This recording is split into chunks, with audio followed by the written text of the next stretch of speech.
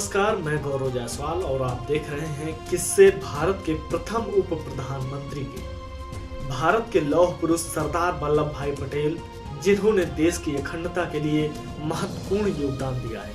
उन्होंने स्वतंत्र भारत के एकीकरण का नेतृत्व किया। उनकी दृढ़ इच्छा शक्ति के कारण उन्हें लौह पुरुष के नाम से जाना जाता है। वल्लभ भाई पटेल का जन्म नडियाल, गुजरात में एक लेवा पटेल पाटीदार जाति में 31 अक्टूबर 1875 को हुआ था, जो सरदार पटेल के नाम से लोकप्रिय थे। एक भारतीय राजनीतिज्ञ थे। उन्होंने भारत के पहले उप प्रधानमंत्री के रूप में कार्य किया।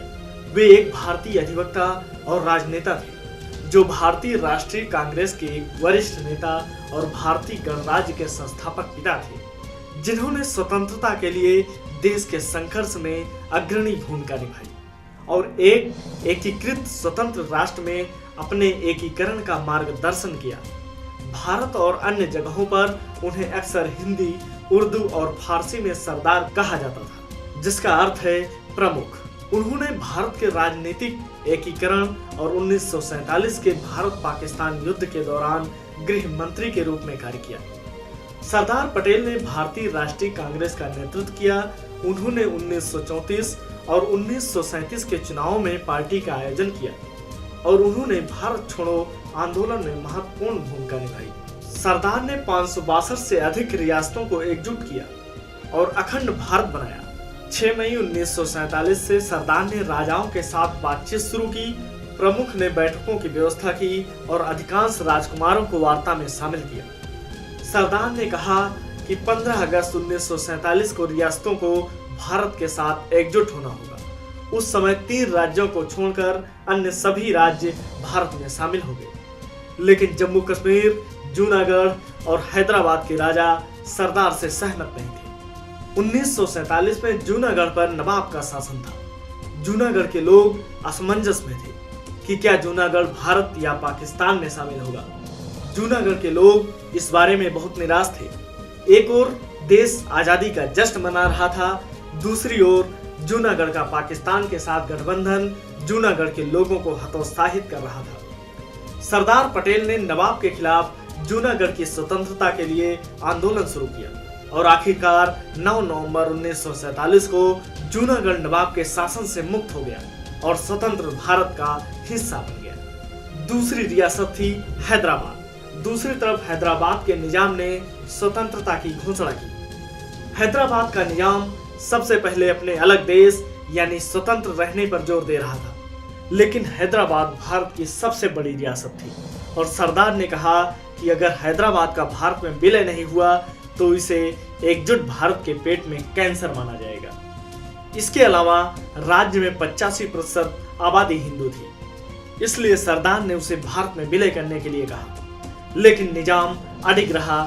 निजाम ने बाद में पाकिस्तान के साथ विलय करने और एक अन्य सैन्य तख्ता पलट शुरू करने के लिए इरादा किया, इसलिए सरदार को निजाम के खिलाफ कार्रवाई करने के लिए मजबूर होना पड़ा। सबसे पहले सरदार ने निजाम से बात की, लेकिन निजाम को भारत के खिलाफ विदेशी सहायता और बड़े पैमाने पर हथियारों की मांग करते पाया गया। हैदराबाद राज्य की जनसंख्या उस समय लगभग 16 मिलियन थी, जिनमें से 26,000 निजाम की सेना थी। इसके अलावा रजाकर्स नामक निजाम के प्रति वफादार लगभग 2 लाख अप्रशिक्षित सेनानी थे। कासिम रिजवी रजाकारों का नेतृत्व कर रहा था। जैसे जैसे हैदराबाद में भारत सरकार का संघ में शामिल होने का दबाव बढ़ता गया, कट्टर रजाकारों ने हैदराबाद में नरसंहार शुरू कर दिया। इसलिए पूरे देश में सरकार की आलोचना शुरू हो गई। सरदार ने हैदराबाद पर कब्जा करने के लिए पुलिस के नाम पर सेना भेजी। वल्लभ भाई पटेल ने पुलिस के नाम पर दक्षिण भारतीय मोर्चा और हैदराबाद को घेरने के लिए 36,000 भारतीय सैनिकों का काफिला भेजा। पुलिस के नाम पर सैनिकों को भेजा गया ताकि दुनिया को यह आभास न हो कि भारत ने हैदराबाद पर आक्रमण किया है। सामने निजाम के 26,000 सैनिक थे। उसने पहले लड़ने के लिए चुना, लेकिन आखिरकार उसे आत्मसमर्पण करना पड़ा। जनरल चौधरी के नेतृत्व में 13 सितंबर को शुरू किया गया ऑपरेशन पोलो 17 सितंबर को पूरा हुआ। 108 घंटे में हैदराबाद पर कब्जा। हालांकि इस बीच हैदराबाद में बड़े पैमाने पर नरसंहार भी हुआ था। दुनिया के सामने मदद के लिए निजाम का रोना। हैदराबाद के निजाम ने हैदराबाद और भारत को विलय से रोकने के लिए अमेरिका और संयुक्त राष्ट्र की मदद मांगी, लेकिन निजाम को मदद नहीं मिली। दूसरी ओर संयुक्त राष्ट्र में उनकी शिकायत को प्रमुख के इशारे पर वापस लेना पड़ा। अब आते हैं गुजरात पर।